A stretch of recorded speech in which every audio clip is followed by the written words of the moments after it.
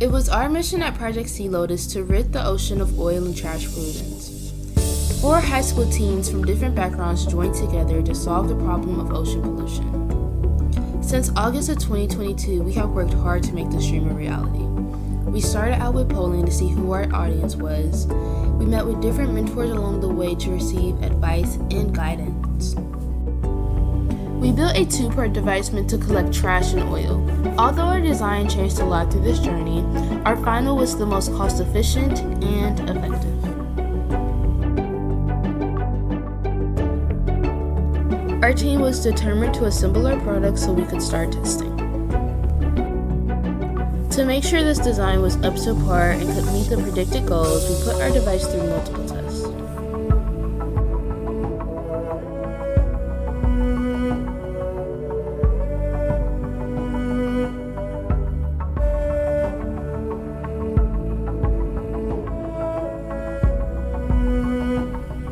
Our team made a lot of progress throughout the year, finally wrapping up with the in-house expo, and we're excited to showcase our finished product at the final expo. See you soon!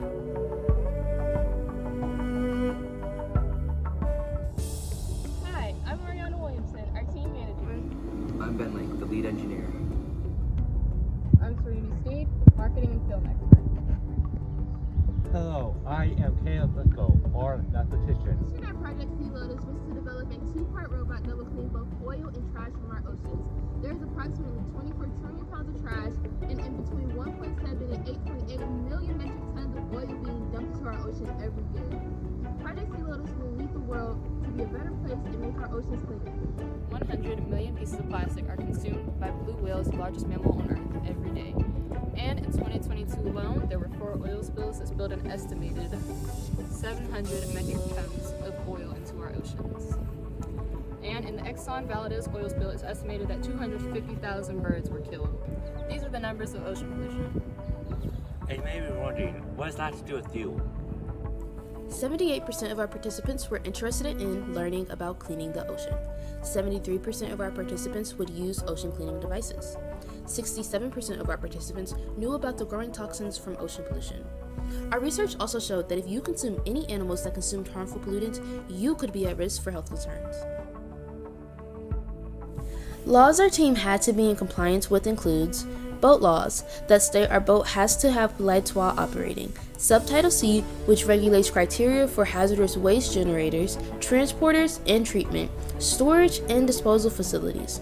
It also states anyone who collects hazardous waste must notify the EPA or their state agency. Lastly, the Clean Water Act, which allows public participation in cleaning our water. After reading Coastal and Deep Ocean Pollution by editors Andreas Hugo Arias and Sandra Elizabeth Bott, we learned valuable research info. People heavily impact the ocean with heavy metals and acidification, yet are also impacted in turn as the toxins move up the food chain. We also learned that though oil spills might not happen as often as they seem to be portrayed, they are also still very serious events that should be taken seriously. That SeaLotus has on our competitor products is the fact that we are a cheaper alternative. We are less harmful on the environment. We are smaller in size and less dangerous to the people operating and to the wildlife involved. For example, Seabin is just a stationary device. Fred is very big, expensive, and dangerous.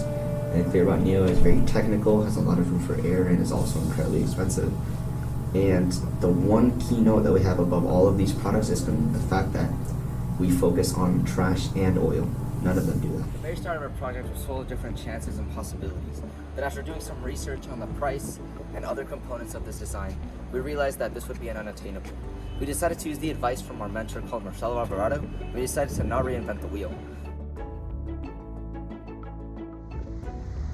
Initially, we thought we would be unable to have a physical prototype. However, soon after that, thought, we got disappointed. The initial prototype was several. We weren't able to complete any testing until we received our motor. It took multiple prints to finalize the prototype, and finally we revised our design multiple times to complete the rebuilding phase. First things that we tested was buoyancy and speed. How we did this was we did the boat alone for our motor, tested that to see how long it would be able to run and how fast it would go. So, after 15 minutes of a full charge, the boat reached top speeds of 25 miles an hour, and of course, it did float. So, after we got this test back, we had to consider weight. Weight is going to be a major factor because we had to add more things on, such as our pads and attachments, and we were concerned if this would impact the speed and efficiency of our craft. Despite following the design process, during our testing phase was when we were able to make gains and successes, but also we were set back. With our earlier worry about how the weight would impact our boat and if it would run or not, the collecting net rings brought on some major complications as the boat, engine, and motor was brought up out of the water and the boat itself was running down into the ground in the shallow testing area. But time was of the essence to get it fixed. Testing is part of the design process, and just because things don't go according to plan doesn't mean you can just give up. Our project mission is necessary, and so we remained hopeful and persevered the challenges our testing presented as they came. The in-house expo was that the trailer we had, or the actual video we put back in the harness gave the audience a kind of a clear idea of what's going on. What I didn't like is that towards the end, my voice was going a little bit under because I was talking loud for so long, and some of the people were just clearly there just because they had to be there. But My likes just how smoothly, how quickly everything went. So it's like everything went faster than I thought it would go, and it's just how people going up behind, like all things going on. So it's like we're talking and people running middle things. So then when everyone else was involved, so we couldn't get to everyone easily, and that's just going to find us as well. And now it's not like it then, I think. Yeah. I think so. So something I liked about the in-house expo, I do like how it flowed really fast, and then we were able to get a feel for how the final expo was going to be. So everyone kind of was able to see they were good at explaining this, so that's what they stuck with. One thing I didn't like though was also how chaotic it was, because there were so many people flowing through at once, and then there would be some people that didn't want to be there, so they'd just be standing blocking the way, and then there were some people that would be just too interested and wouldn't move forward. So okay, those people are yeah. So definitely one of the goals I would have is we just have to we would have to just usher everybody through, so once we're done explaining, they gotta go. I guess it's my turn now. Something that I liked about the expo, well, the in-house expo, was the setup that we had. I feel like it displayed the progress that we have made so far, and I think people were really intrigued with the small testings that we had them do. And I just like how we all looked like a team. We knew our information. It wasn't we knew when to pick up where somebody was lacking, and I just feel like we had a lot of team unity throughout the in-house. Something that I disliked, like everybody else said, it was a little chaotic, and trying to move people around was very difficult in a way. And I also didn't love how we didn't have a final product, because that were some things that people wanted to see. So hopefully for the expo, we'll be able to have something. Alright, goals, Caleb, you go first. Okay, goes. I want to go as quickly as smoothly as this in-house.